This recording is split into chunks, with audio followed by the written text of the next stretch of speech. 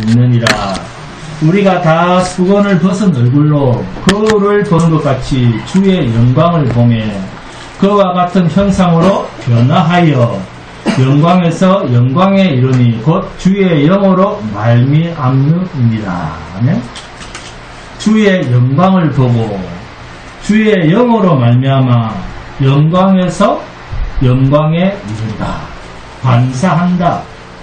거울에서 내 얼굴을 보듯이 주의 영광을 보매 그와 같은 형상으로 변화된다는 것입니다. 그러니까 성령 안에서 그리스도의 몸으로서의 교회된 자들이라고 하면 하나님의 영광을 반사해 보이는 거예요. 이게 새하늘과 새 땅에서 하나님이 당신의 영광의 빛을 비추시는데 우리가 그 빛을 반사해내지 않을 수 없는 모습입니다. 이것을 영으로 하나님이 오셔서 지금 하고 계십니다. 그래서 예수님이 하신 말씀이 너희는 세상의 빛이라. 너희 빛을 사람 앞에 비추게 하라. 온 세상 예루살렘과 유대와 사마리아와 땅끝까지 이르러 비추라. 성도는 예수의 증인이란 말입니다. 증인. 착한 행실, 선한 일을 많이 해라. 윤리 도덕적으로 잘해야 된다. 그런 말이 아니라 그런 건 시키지 않아도 그리스도인이든 예수 안 믿는 사람이든 세상에 사는 사람은 다 기본적으로 합니다. 증인, 착한 행실, 선한 일이란 하나님의 일, 그리스도 예수를 증거하는 일이 선한 일, 착한 행실입니다. 마태복음 11장 15절에서 19절입니다. 귀 있는 자는 들을지어다. 이 세대를 무엇으로 비유할까? 비유하건대 아이들이 장터에 앉아 제 동물을 불러 이르되 우리가 너희를 향하여 피리를 불어도 너희가 춤추지 않고 우리가 슬피 울어도 너희가 가슴을 치지 아니하였다 함과 같도다.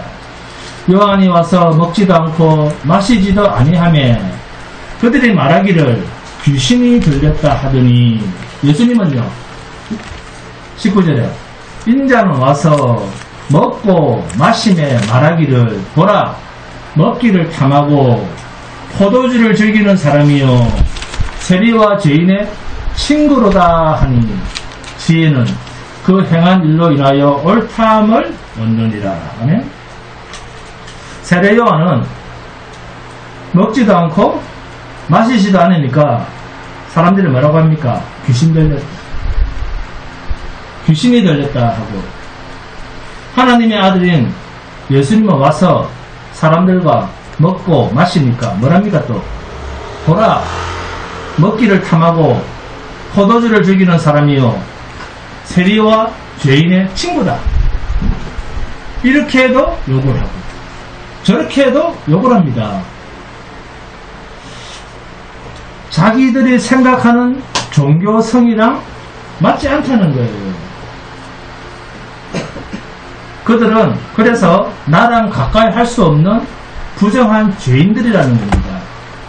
그래서 종교적으로 거룩한 나는 그들과 어울릴 수 없다는 거예요.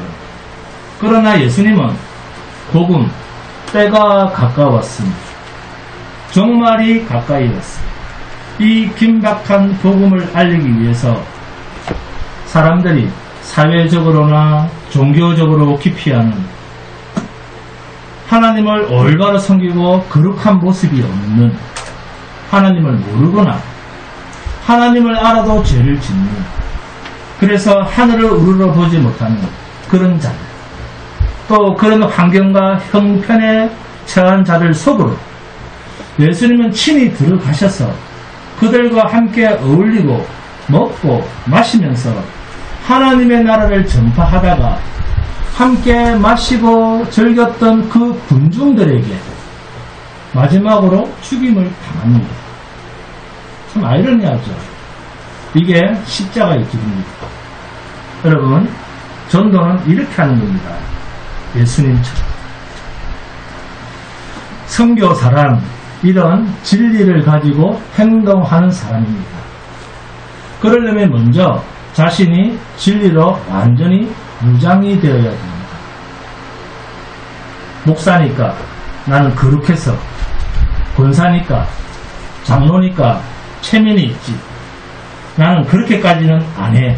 그게 아니라 예수님은 말세 지마를 사는 자들 속으로 친히 들어가셔서 그들과 함께 즐기며 복음을 전하다가 결국 그들의 손에서 죽습니다. 그런데 바리새인, 서기관, 율법교사, 제사장들은 오늘날로 말하면 거의 다 교회 직분자들입니다. 그들이 이런 예수님과 제자들을 보고 뭐라고 합니까? 예수, 저자는 먹보요, 술꾼이며 세리와 죄인들의 친구다. 그러면서 쌍욕을 하고 손가락질을 합니다. 우리가 보통 사람들을 보고 평가를 할 때 우리는 그들을 있는 그대로 보는 것이 아니라 있는 그대로의 나의 입장, 우리 입장에서 그들을 본다는 것입니다. 그러니 예수님의 의도는 모르고 뭐라고 합니까? 예수 저자는 먹는 거 좋아하고 술꾼이며 세리와 죄인들의 친구다. 인간은 거룩한 척을 해도 죄인입니다. 그러니까 죽죠. 죄의 삭은 사망이다. 아멘? 제발 가리지 말고 예수님처럼 전도하다가 예수님처럼 죽으시기 바랍니다. 바울 사도는 에베소 교회에 편지하면서 에베소서 5장 8절 9절입니다. 너희가 전에는 어둠이더니 이제는 주 안에서 빛이라. 빛의 자녀들처럼 행하라. 빛의 열매는 모든 착함과 의로움과 진실함에 있느니라. 아멘. 어둠이란 말은 죄다 그 말입니다. 죄는 율법 앞에서 고발을 당하고 있는 우리의 옛사람의 정체성 전부가 죄입니다. 그러니까 육을 가진 우리의 옛사람으로서는 아무리 착한 일을 해도 다 뭐다? 어둠, 죄입니다.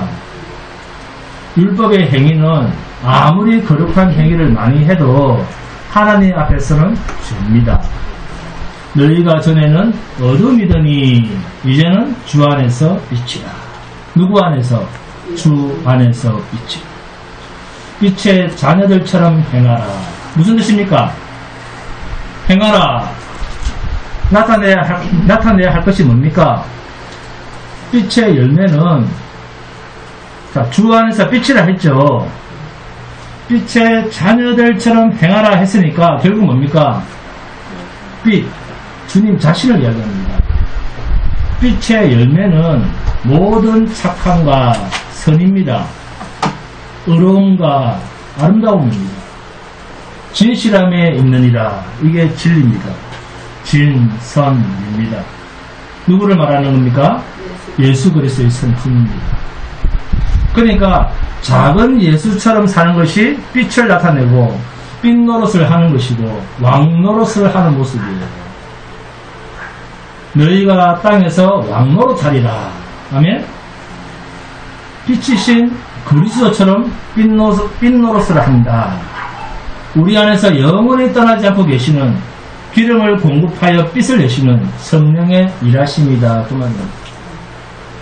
성령이 일하시는 것은 세상에서 별 볼 일 없는 우리들을 통해서 하나님 당신의 일을 나타내시기 위함입니다. 고린도전서 1장 26절에서 31절입니다. 형제들아, 너희를 부르심을 보라. 육체를 따라 지혜로운 자가 많지 아니하며 명한 자가 많지 아니하며 문벌 좋은 자가 많지 아니하도다. 그러나 하나님께서 세상에 미련한 것들을 택하사 지혜 있는 자들을 부끄럽게 하려 하시고 세상에 약한 것들을 택하사 강한 것들을 부끄럽게 하려 하시며 하나님께서 세상에 천한 것들과 멸시받는 것들과 없는 것들을 택하사 있는 것들을 폐하려 하시느니 이는 아무 육체도 하나님 앞에서 자랑하지 못하게 하려 하십니다. 너희는 하나님으로부터 나서 그리스도 예수 안에 있고 예수는 하나님으로부터 나와서 우리에게 지혜와 의로움과 거룩함과 구원함이 되셨으니 기록된 바 자랑하는 자는 주 안에서 자랑하라 함과 같게 하려 합니다. 자기를 자랑하지 못하게 하기 위해서 우리를 세우셨답니다. 하나님께서 우리에게 주신 부유함은 자 따라합니다. 믿음의 부유함을 선물로 주셨다. 아멘. 세상에서 세상 사람들보다 잘되는 육으로 성공하고 만수무강하고 건강하고 형통하고 부자가 되고 이런 것으로 하나님이 우리에게 답을 주신 적이 없습니다. 이러한 세상에서 별 볼일 없는 자들을 불러서 그리스도 예수 안에 있는 믿음의 부유함으로 우리를 초청하신 겁니다. 그래서 자랑하려거든 주 안에서만 자랑하라. 할렐루야.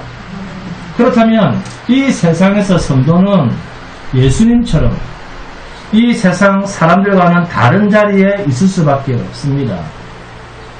요한복음 15장 19절 말씀처럼 너희가 세상에 속하였으면 세상이 자기의 것을 사랑할 것이나 너희는 세상에 속한 자가 아니요 도리어 내가 너희를 세상에서 택하였기 때문에 세상이 너희를 미워하느니라.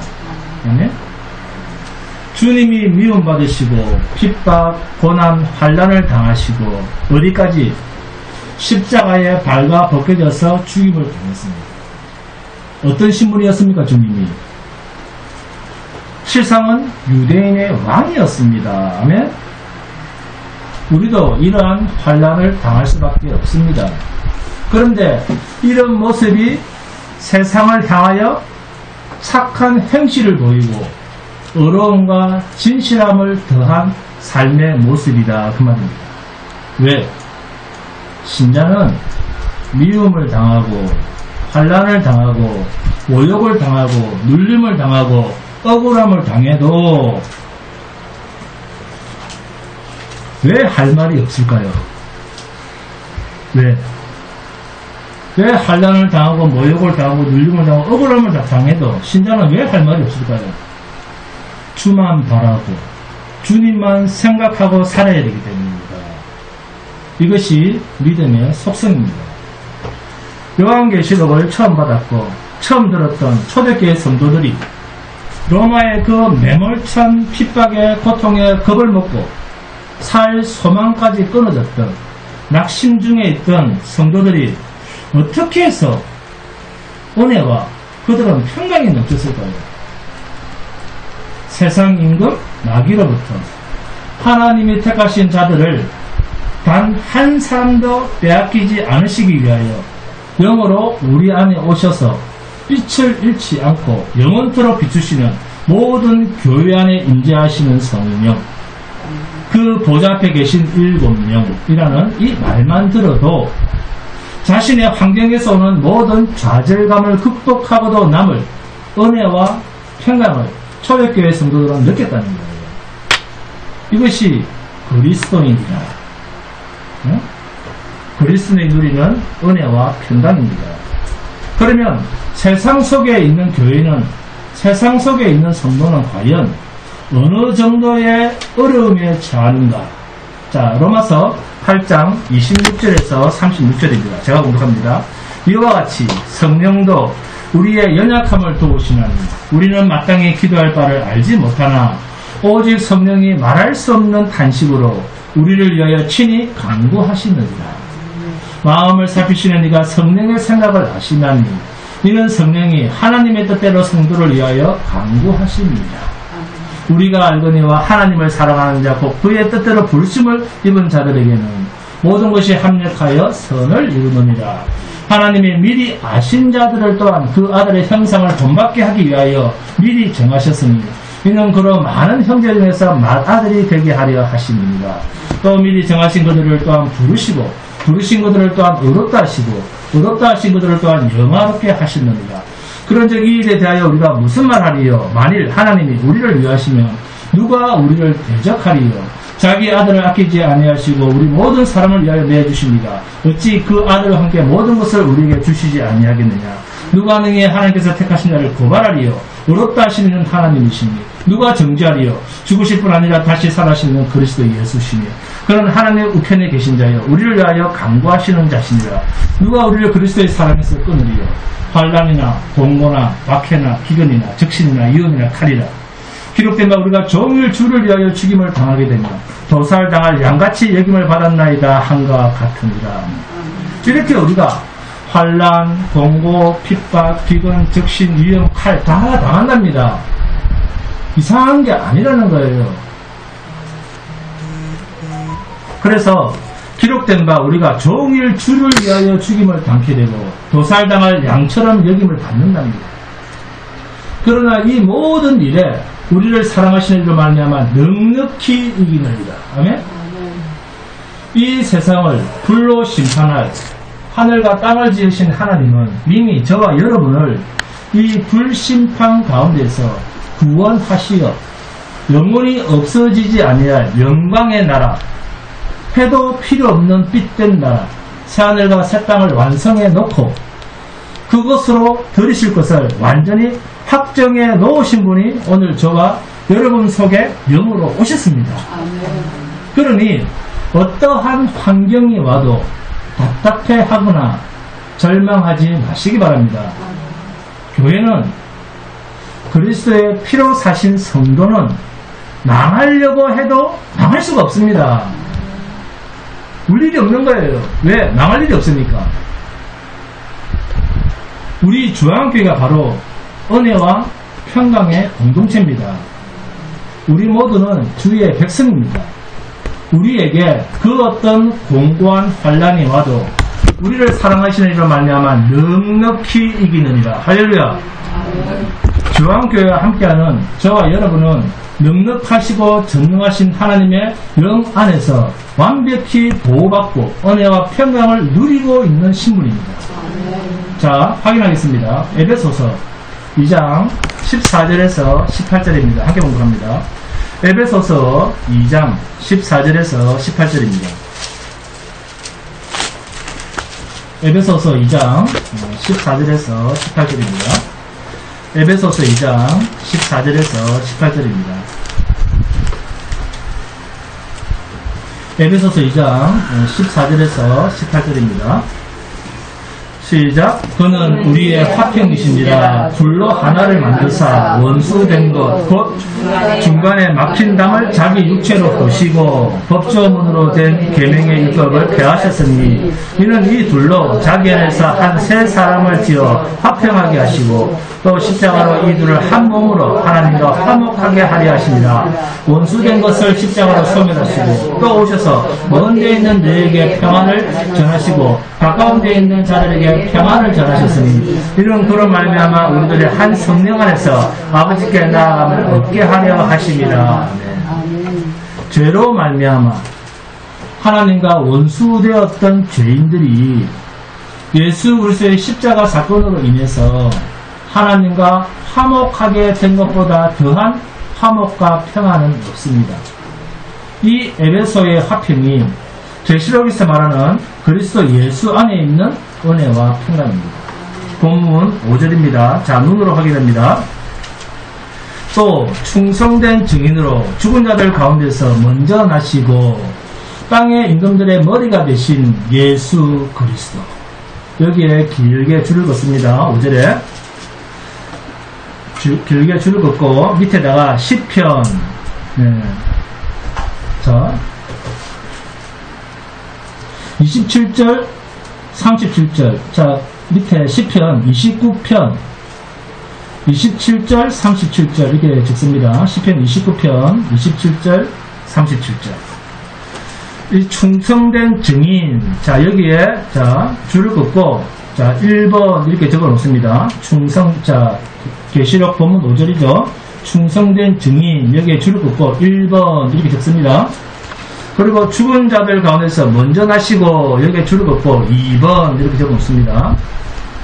그리고 땅의 임금들에게 머리가 되신 예수 그리스도. 이 밑에 3번 이렇게 적어 놓습니다. 자, 예수님을 지금 몇 가지로 표현을 하고 있습니까? 3가지입니다.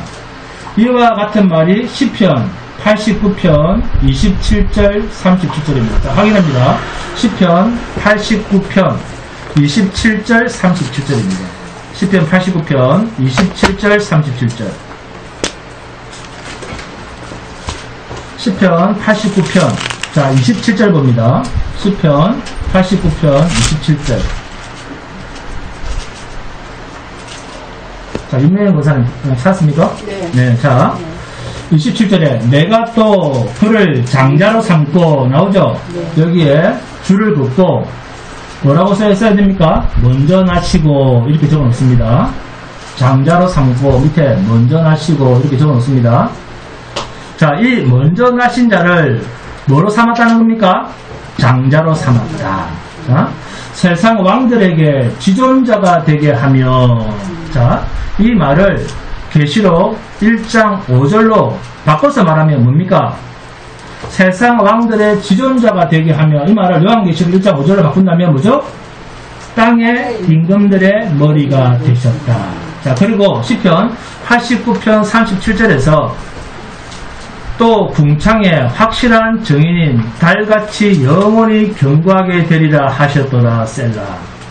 궁창의 확실한 증인. 자, 이 말을 요한계시록 1장 5절로 표현하면 누구죠? 1번의 충성된 증인입니다. 자, 읽어보니까 이번에게서 뭔가가 이루어질 일을 성경이 담고 있구나 하는 것을 우리가 알 수 있습니다. 구약에서는 증인을 뭐라고 합니까? 구약에서는 증인을 뭐라고 그러죠? 하나님의 나팔수, 선지자들입니다.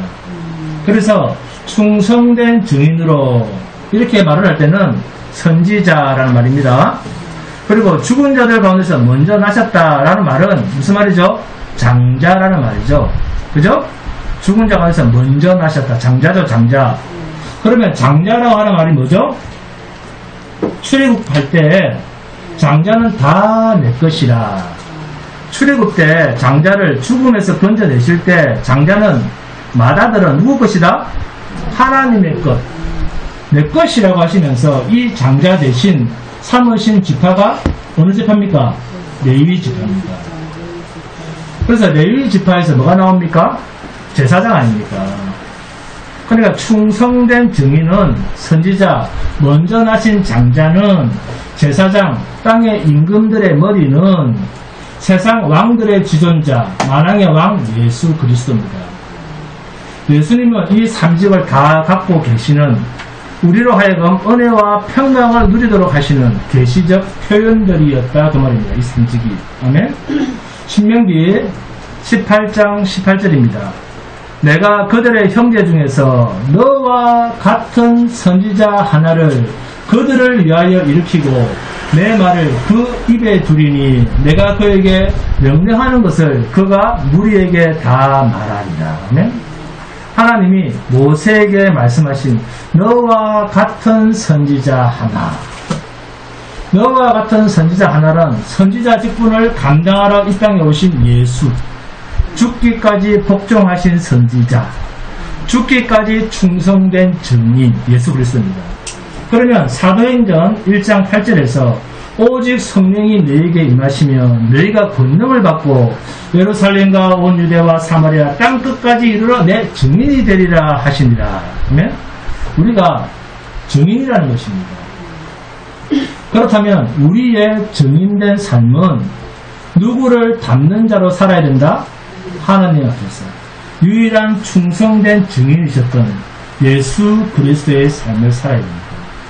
그래서 예수님은 당신과 똑같은 사역과 신분으로 우리를 증인으로 부르신 것입니다. 그러니까 교회요, 성도요, 예수의 증인인 너희들은 어디까지의 삶을 감당해라? 순교적 삶을 감당해라. 아멘? 자, 그러면 어떻게 순교를 당하는지 한번 확인하겠습니다. 요한계시록 11장 봅니다. 요한계시록 11장 7절에서 9절입니다. 함께 공부합니다. 요한계시록 11장 7절에서 9절입니다. 요한계시록은 성경 맨 뒤에 있습니다. 자, 함께 공부합니다. 7절, 요한계시록 11장 7절부터 시작. 그들이 그 정인을 마칠 때에 무저갱으로부터 올라오는 짐승이 그들과 더불어 전쟁을 일으켜 그들을 이기고 그들을 죽일 터인즉 그들의 시체가 큰 성 길에 있으리니 그 성은 영적으로 하면 소돔이라고도 하고 애굽이라고도 하니 곧 그들의 주께서 십자가에 못 박히신 곳이라. 백성들과 족속과 방언과 나라 중에서 사람들이 그 시체를 사흘 반 동안을 보며 무덤에 장사하지 못하게 하리로다. 증인의 사역을 마칠 때 죽입니까? 안 죽입니까? 죽여놓고도 시체를 치워주지를 않습니다. 이게 이 땅에 있는 교회들입니다. 증인으로서 증거를 마치고 죽임 당하는 거예요. 이게 충성된 증인의 삶을 따라 사는 모습입니다. 그런데 이것을 성경은 뭐라고 표현합니까? 은혜와 평강이라고 결론을 내리고 있습니다. 이것이 믿음 안에 있는 정체성이요, 충성된 증인이요, 선지자적 삶입니다. 세상 임금 마귀는 끊임없이 저와 여러분과 주님이 피로 사신 교회를 넘어지게 하고 좌절하게 하고 실패하게 하고 절망시키기 위해서 우리들의 인생의 삶에 염려와 탄식과 눈물이라고 하는 환경으로 공격을 내립니다. 그리고 가난이라고 하는 사업을 망하기도 하고 건강을 치기도 하고 자식을 치기도 하고 남편이 믿음의 길을 걷지 못하도록 하기도 하고 아내가 망하는 길로 가도록 미혹의 길을 걷게 하기도 하고 가정을 풍지박살나게 하기도 합니다. 그렇다고 신자는 절대로 눈에 보이는 것으로 판단해서는 안 됩니다. 눈에 보이는 것으로 판단하는 자는 성도가 아닙니다. 오히려 그러한 현상이 성도를 끌고 가시는 하나님의 인도하심입니다. 할렐루야. 이런 일을 당할 때 낙심하거나 이상하게 여기지 마라. 주님만 생각해라. 충성된 증인으로 죽은 자들 가운데서 먼저 나시고 주님이 죽임 당하셨다는 겁니다. 이 세상에서 먼저 난 자를 뭐라고 합니까? 장자, 맏아들이라고 합니다. 그러면 장자라는 말에는 뒤로, 이 장자 뒤로 따라갈 자가 있다는 말입니까? 없다는 말입니까? 있다는 겁니다. 그리고 죽었다는 말은 완전한 제물이 되셨다, 그 말입니다. 이게 제사장의 역할입니다. 그러니까 장자이시기도 하지만 제사장과 제물의 역할까지 포함이 되어 있습니다. 예수님은 제사장이시면서 하나님 앞에서 친히 제물이 되셨습니다. 히브리서 5장 8절에서 10절입니다. 그가 아들이면서도 받으신 고난으로 순종함을 배워서 온전하게 되셨은즉 자기에게 순종하는 모든 자에게 영원한 구원의 근원이 되시고 하나님께서 멜기세덱의 반차를 따른 대제사장이라 칭하심을 받으셨느니라. 히브리서 6장 20절입니다. 그리로 앞서가신 예수께서 멜기세덱의 반차를 따라 영원히 대제사장이 되어 우리를 위하여 들어가시느니라. 이것뿐입니까? 대제사장이시면서 또 친히 제물이 되셨습니다. 히브리서 10장 11절에서 14절입니다. 제사장마다 매일 서서 섬기며 자주 같은 제사를 드리되 이 제사는 언제나 죄를 없게 하지 못하거니와 오직 그리스도는 죄를 위하여 한 영원한 제사를 드리시고 하나님 우편에 앉으사 그 후에 자기 원수들을 자기 발등상에 대게 하실 때까지 기다리시나니 그가 거룩하게 된 자들을 한 번의 제사로 영원히 온전하게 하셨느니라. 주님은 대제사장이면서 친히 단번에 완전한 제물이 되셔서 하나님께 드리신 바 된 제물이시기도 합니다. 그리고 먼저 나셨다. 하나님께서 장자로 삼으신 맏아들입니다. 이게 로마서 8장 29절에서 하나님이 미리 아신 자들을 또한 그 아들의 형상을 본받게 하기 위하여 미리 정하셨으니 이는 그런 많은 형제 중에서 맏아들이 되게 하려 하십니다. 히브리서 1장 6절에서는 또 그가 맏아들을 이끌어 세상에 다시 들어오게 하실 때 하나님의 모든 천사들은 그에게 경배할지어다. 네? 말씀하신다. 아멘. 이 맏아들의 개념은 우리가 잘 아는 대로 출애굽의 마지막 10가지 재앙 때 누가 다 죽었습니까? 이 맏아들의 개념은 네? 애굽에 숨쉬는 모든 장자, 만물들은 다 죽었습니다. 그런데 어린 양의 피를 문설주와 인방에 바른 이스라엘의 장자들은 다 살았습니다. 여기서 장자는 남자를 대표하는 의미이기도 하고 가족을 대표한다는 의미에서의 남자이기도 합니다. 결국 장자는 이스라엘 전체를 대표하는 뜻이기도 합니다.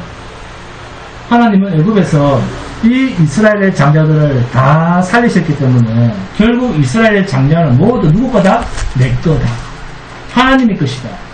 그래서 하나님의 장자들은 모두 하나님의 성막에서 성전에서 하나님을 섬겨야 하는 존재가 됩니다.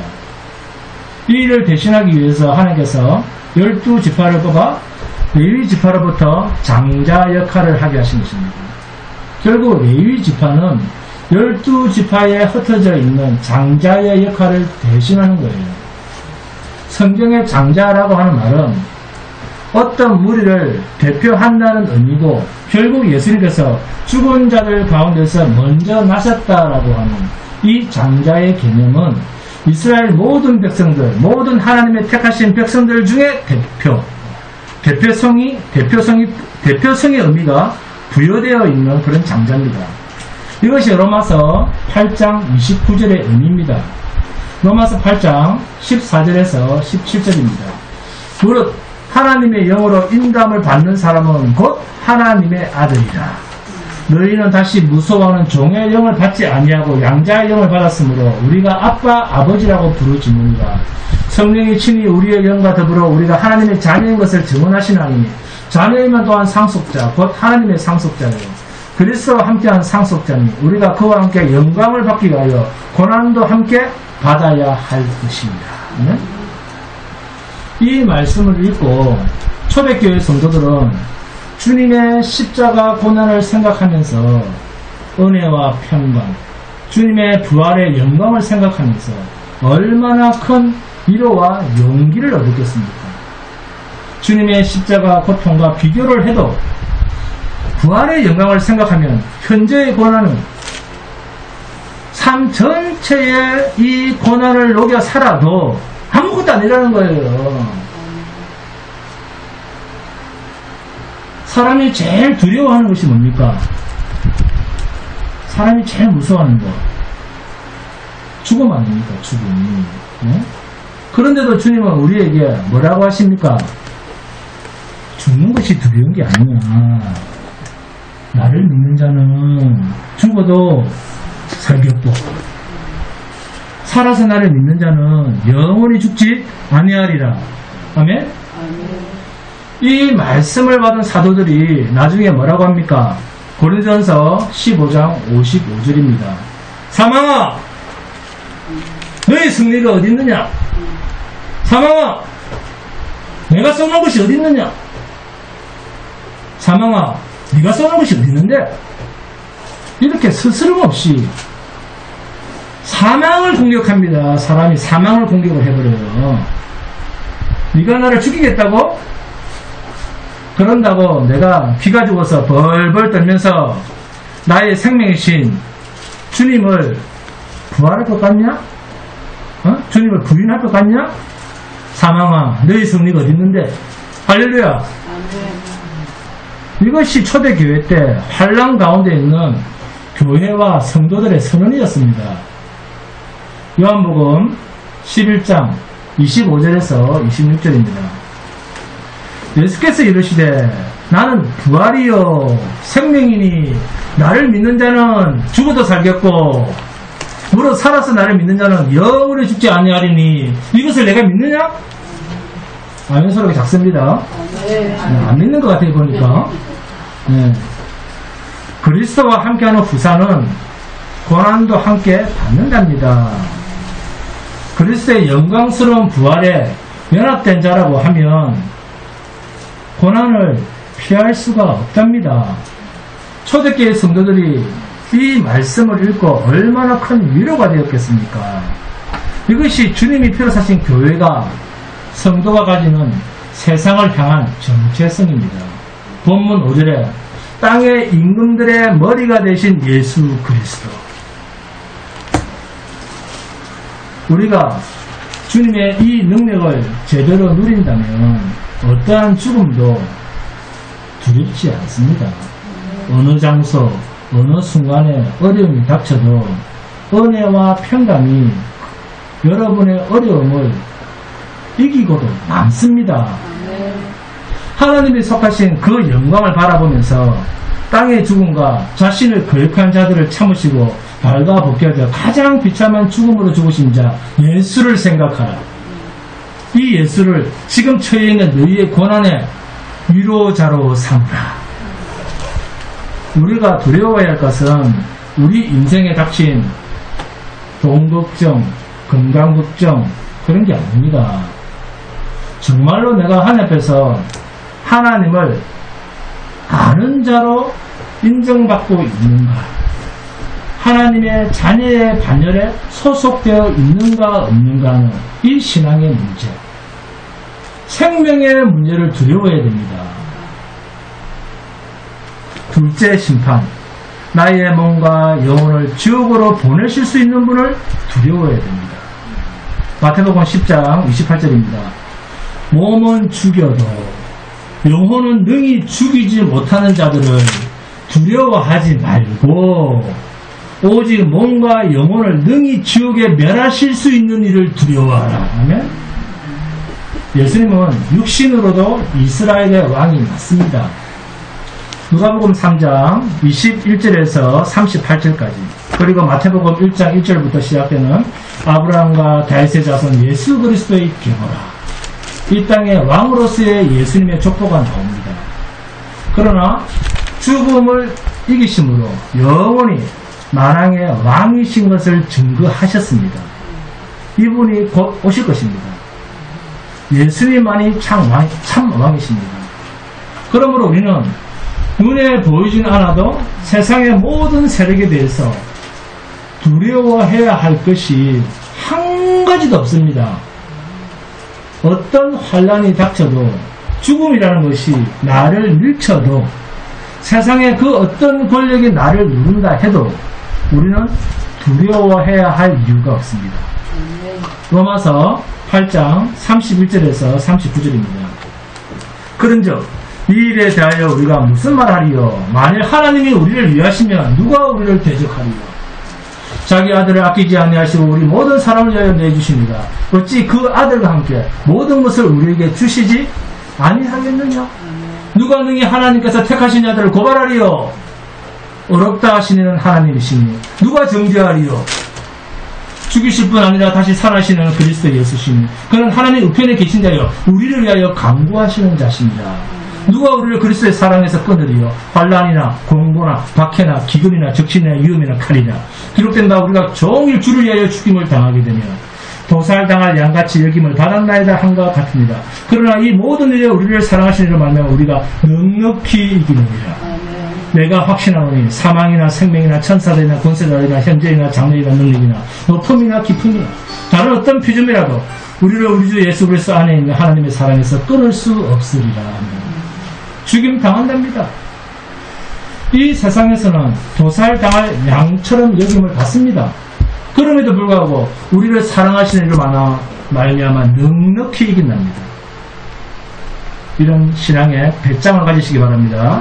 그래서 사망도 생명도 천사들도 권세자들도 현재일도 장래일도 능력도 높음도 깊음도 다른 아무 피조물도 우리를 생명이신 그리스도 안에 있는 하나님의 사랑에서 끊을 수 없습니다. 여러분, 하나님께서는 왜 사도들을 통해서 그 환난 가운데 있는 이 세상 모든 교회, 주님이 피로 사신 교회를 왜 격려하고 왜 위로를 하실까요? 그것은 우리가 세상에서 목숨 걸고 하나님의 증인으로 그리스도 예수의 증인으로 전도와 선교에 목숨을 걸고 싸워야 할 대상이 있기 때문입니다. 그게 뭡니까? 우리의 싸움의 대상이 우리 눈에 보이지 않는 사탄, 마귀, 귀신입니다. 그래서 에베소서 6장 12절에서 17절입니다. 우리의 씨름은 혈과 육을 상대하는 것이 아니요 통치자들과 권세들과 이 어둠의 세상 주권자들과 하늘에 있는 악한 영들을 상대함이라. 우리의 싸움은 눈에 보이는 사람이 아닙니다. 하늘에 있는 악한 영들과의 싸움입니다. 그러므로 하나님의 전신갑주를 취하라. 이는 악한 날에 너희가 능히 대적하고 모든 일을 행한 후에 서기 위함이라. 그런즉 서서 진리로 너희 허리띠를 띠고 의의 호신경을 붙이고 평안의 복음이 준비한 것으로 신을 신고 모든 것 위에 믿음의 방패를 가지고 이로써 능히 악한 자의 모든 불화살을 소멸하고 구원의 투구와 성령의 금 곧 하나님의 말씀을 가지라. 아멘. 하나님의 말씀을 가지시기 바랍니다. 우리의 싸움은 사람이 아니라 사람과 싸우지 마세요. 우리의 싸움은 사람이 아닙니다. 악의 영들과의 싸움입니다. 세상 주관자들과 어둠과의 싸움입니다. 그래서 하나님은 이 말세지 말에 저와 여러분 같은 그리스도인을 세상에서 그저 육신의 고난을 들어주기 위해서 그리스도를 이 땅에 보내신 분이 아닙니다. 그리스도가 이 땅에 오셔서 충성된 증인의 삶을 살고 죽으시고 먼전하시고 땅의 임금들의 머리가 되신 이 삼직을 담당하셨던 것은 우리로 하여금 하나님 앞에서 주님과 같은 삶을 이 땅에서 살고 약속된 나라로 가야 할 신분인 것을 보여주시는 대표 맏아들입니다. 이 싸움을 하려면 뭐만 있으면 된다? 하나님의 칼, 성령의 검, 곧 하나님의 말씀인 진리를 가져라. 이 말씀입니다. 말씀에 인생을 거시기 바랍니다. 우리가 하나님 앞에서 충성된 삶을 살려면 이 말씀, 진리 외에는 아무 답이 없습니다. 여러분 봉사해라고 교회 다니는 거 아니에요. 그런 거는 다른 데 볼런티어 가서 봉사단체 가서 봉사하시면 돼요. 교회는 하나님의 말씀을 알기 위해서 오는 것입니다. 봉사할 곳이 없어서 교회에서 설거지 하는 거 아니에요. 그래서 보좌 앞에 7영의 별명이 뭡니까? 진리의 영입니다. 말씀의 영이에요. 우리는 그분 안에서 은혜와 평강을 누리는 거예요. 그렇게 하기 위해서는 성령의 검, 성령이 싸우시게 하셔야 됩니다. 이게 싸움이 아닙니다. 그래서 교회도 교인 숫자 싸움이 아니라 그 교회에 과연 진리가 왕노릇하는가에 대한 싸움입니다. 이게 교회예요, 여러분. 주님이 곧 오십니다. 초림 때는 가장 낮은 자의 모습으로 오셨지만 그러나 재림하실 때는 가장 무서운 심판자로 오십니다. 귀 있는 자는 성령이 교회들에게 하신 말씀을 들을지어다. 찬송하시겠습니다. 헌금 찬송 54장입니다.